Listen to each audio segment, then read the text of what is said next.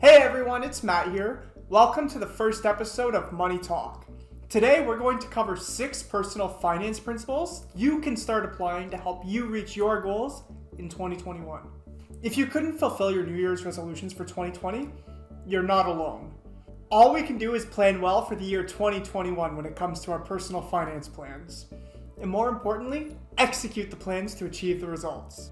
Before we begin, shed the notion of quick fix with personal finance goals. Our lives go on, so do our personal finances. It's a steady and consistent approach that yields effective results in the long run. So let's jump into the first principle, and that is to set and define the financial goals. Define your long-term financial goals early. Everyone prioritizes one financial prospect over another. It could be retiring early for you and buying a dream house for someone else. Your job or business also has an important role to play in your personal financial planning. For example, do you relocate often with your job? Principle number 2 is to create the financial plans. Once you've defined the personal finance goals, it's time to organize them in order. A comprehensive approach will be to categorize the financial plans. When you do this, make sure to set the long-term financial goals first. For example, paying off the house mortgage. Then you're going to want to define the medium-term financial goals. And this could be, for example, saving a certain amount of money up. And then you're going to want to set the short-term goals. And this could be just simple monthly budgets. For clarity, the long-term goals are set for more than 1 year. Medium-term plans can be up to 10 months, and short-term financial goals should comprise monthly plans. The third principle is to create a personal budget and stick to it. Personal budgeting is the organizer of your financial planning in 2021, 2022, and as far as you can think. If you don't set budgets, you'll never be able to save money, make savings, and pay off debts. Create a yearly budget, then divide it into monthly budgets. Make a budget every time you go out for groceries.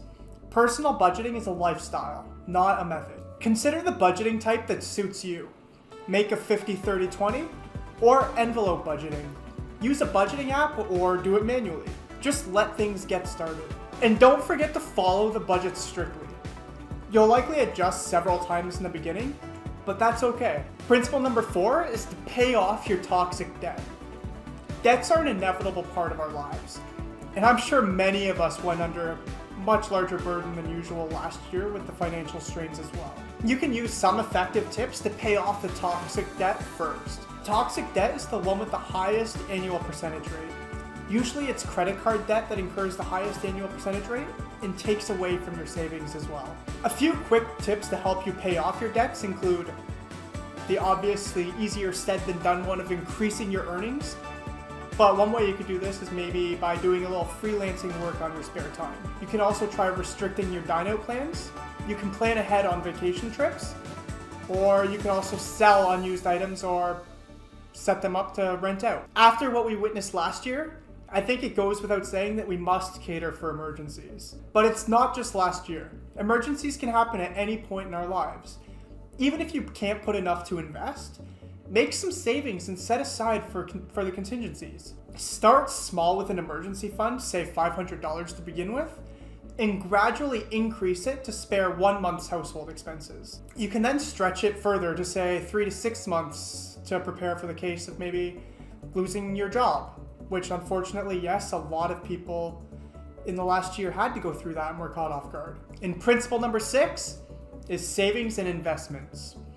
When you're in financial distress, creating room for savings and investments is the hardest part. There is no easy way to manage the budgets, save a penny, and then invest it with good returns. The good thing with personal financial planning is once you make a strategic plan, you can set things in the right direction. If you've just started with personal finances, investing in stocks isn't your thing. So you're probably thinking, does this mean that investing is only for the rich? Well, of course not. Here are a few quick tips for you. You can start saving with monthly budgets, or you can select a saving contribution plan. You can maximize the investments with employee contribution plans. You could select the investment asset matching your risk appetite and risk tolerance. Or you can think of investing for long terms in real estate, bonds, or growth stocks. So there you have it. We've discussed 6 principles of personal finance for 2021. Don't forget to invest in yourself by getting the right personal financial planning tools. And remember, financial planning is an evolving process. You'll achieve the results with a consistent approach only. If you have any questions as you watch this video, feel free to leave them in the comments down below. If you enjoyed this video or find it helpful, don't forget to hit that like button and subscribe to this channel for more videos. Thank you for watching.